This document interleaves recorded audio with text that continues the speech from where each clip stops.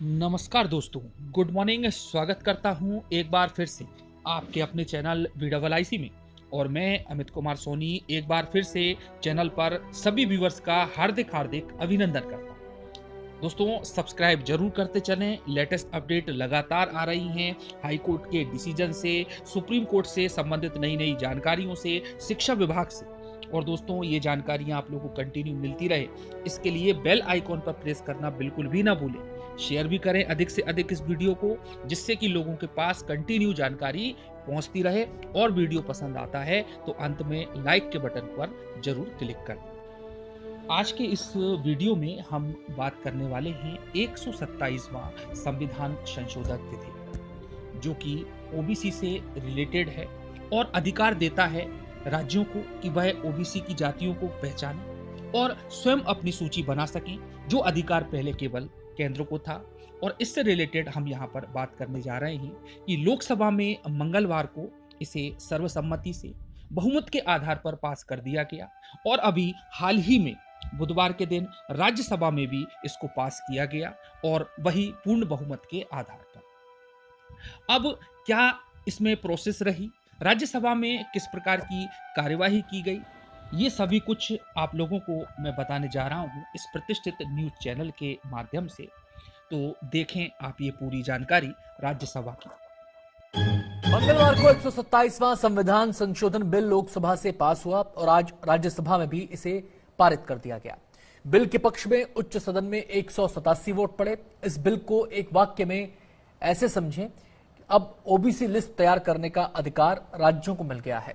संसद से पास बिल अब कानून बन जाएंगे, लेकिन इस कानून से क्या बदलेगा, इसे समझने के लिए ये रिपोर्ट देखिए। आदिवासी दिवस था, मैं पुनः आपसे आग्रह कर रहा हूं सर, इसमें जब छोटी सी कानूनी बात करते हैं हम लोग ये सदन में ओबीसी आरक्षण में संशोधन की जरूरत क्यों पड़ी, इसका देश की राजनीति पर क्या असर पड़ेगा, क्या ये केंद्र सरकार का कोई चुनावी दाव है? दिया था, हम लोग सरकार को ये नसीहत दी थी। मैं एक छोटी सी कानूनी बात करते हैं। ओबीसी आरक्षण पर सदन में विपक्ष के तेवर नरम क्यों पड़ गए, इन सभी सवालों का सिलसिलेवार तरीके से जवाब देंगे। लेकिन उससे पहले ये जानना जरूरी है कि ये बिल है क्या। संविधान के अनुच्छेद 342A और 366(26)C में संशोधन को लेकर ये बिल पेश किया गया है। संसद में मंजूरी मिल जाने पर राज्यों को ओबीसी सूची बनाने का अधिकार मिल जाएगा। इसका मतलब ये हुआ कि राज्य सरकारें अपनी मर्जी से किसी भी जाति को ओबीसी की सूची में शामिल करके उन्हें आरक्षण का लाभ दे सकेंगी। मराठा, जाट, पटेल, लिंगायत सहित कई वर्ग लंबे समय से आरक्षण की मांग कर रहे हैं। सदन से बिल पास होने पर यह संविधान में 127वां संशोधन होगा।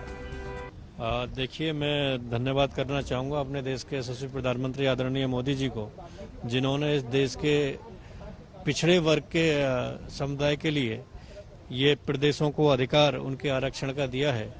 और जिस तरीके से पिछड़े वर्ग के लिए medical MBBS, MS, MD, BDS, MDS में आरक्षण दिया है 27%, वास्तव में सराहनीय है। जो उनके बच्चों को अधिकार पढ़ने का, शिक्षा का नहीं मिलता था, वो अधिकार उसको मिलेगा।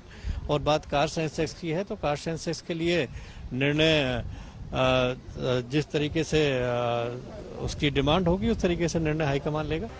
अब आपको बताते हैं कि आखिर इस संशोधन के बाद किसे फायदा होगा और राज्यों के अधिकार पर इसका क्या प्रभाव पड़ने वाला है। दरअसल केंद्रीय सूची में देश की 2700 जातियों को अन्य पिछड़े वर्ग का दर्जा हासिल है। इनमें 1000 जातियों को ही आरक्षण मिल रहा है, बाकी इस दायरे से बाहर हैं। अलग अलग जातियां खुद को पिछड़ा वर्ग में शामिल करने की मांग कर रही हैं। अब संविधान संशोधन के बाद राज्य उन जातियों की मांगे पूरी कर पाएंगे। हरियाणा में जाट, महाराष्ट्र में मराठा, कर्नाटक में लिंगायत और गुजरात में पटेल को ओबीसी में शामिल करने का अधिकार राज्यों को मिल जाएगा। अब सवाल उठता है कि क्या विधेयक के कानून बन जाने के बाद आरक्षण का दायरा बढ़ जाएगा? क्या सुप्रीम कोर्ट की तरफ से तय की गई 50% की सीमा खत्म हो जाएगी? सवाल ये भी उठता है कि जब 27% का आरक्षण ही संविधान संशोधन के बाद भी मिलेगा, तो ओबीसी को नए कानून से फायदा क्या होगा? इसके जवाब में हमें ये समझना होगा कि संविधान संशोधन से किसी राज्य को ओबीसी लिस्ट में जातियों के नाम जोड़ने घटाने का अधिकार मिलेगा। किसी राज्य की मौजूदा ओबीसी लिस्ट में भले ही 10 या 50 और जातियों के नाम जुड़ जाएं, लेकिन उनके आरक्षण का दायरा 27% ही रहेगा। साफ है कि किसी राज्य को यह अधिकार नहीं मिलने वाला कि वो ओबीसी लिस्ट को बढ़ाकर आरक्षण की सीमा बढ़ा दे। संविधान संशोधन लाने का मकसद ओबीसी आरक्षण की सीमा बढ़ाना है भी नहीं। इसका मकसद उन आरक्षण के दायरे में उन जातियों को भी लाना है जो अब तक इसके लाभ से वंचित हैं और वाकई पिछड़े हैं या जो राजनीतिक दिशा को बदलने की क्षमता रखते हैं। कहने का मतलब ये है कि इस संशोधन का असर राज्यों की सियासत पर भी पड़ेगा, क्योंकि आरक्षण से ज्यादा शायद ही किसी दूसरे मुद्दे ने देश की राजनीति को प्रभावित किया हो। तभी तो पूरे मॉनसून सत्र के दौरान पेगासस के मुद्दे को लेकर बवाल काटने वाले विपक्ष के तेवर इस संशोधन विधेयक पर नरम पड़ गए। कांग्रेस सहित पूरे विपक्ष ने इस विधेयक के समर्थन का ऐलान किया है। आरक्षण का सबसे बड़ा हिस्सेदार अन्य पिछड़ा वर्ग सभी राजनीतिक दलों की आंखों का तारा है, जिसे तरह तरह से लुभाने की कोशिशें होती रहती हैं। अब केंद्र सरकार के इस फैसले को चुनावी दांव के तौर पर भी देखा जा रहा है।